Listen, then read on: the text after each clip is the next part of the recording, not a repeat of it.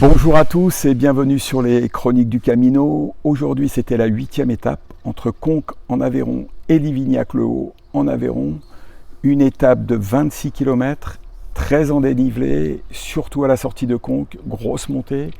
Un dénivelé très important sur tout le parcours, puisque sur les 26 km, on a dû faire 1 km de plat.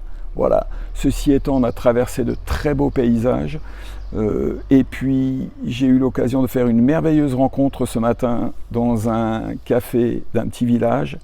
J'ai rencontré Pierre Bosser, un dessinateur qui a la particularité de faire ses dessins avec un seul trait.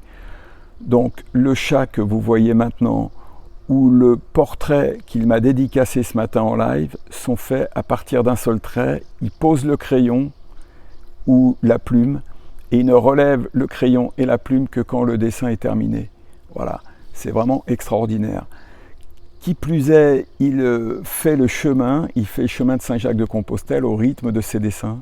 Il en distribue partout, il dédicace beaucoup de petits livres avec ses dessins. Je trouvais ça vraiment génial, vraiment très intéressant.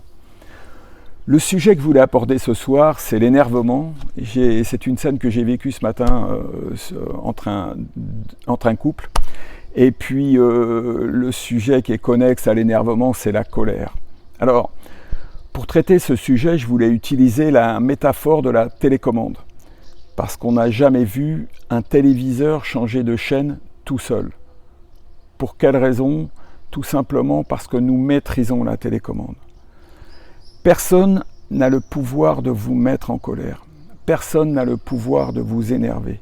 Quand vous êtes en colère ou quand vous vous énervez, c'est quelque chose qui ne va pas en vous. Mais ça n'a rien à voir avec votre environnement. Donc tout simplement, prenez la télécommande ou reprenez la télécommande pour vous piloter. Mais ne laissez pas la télécommande aller vers l'extérieur.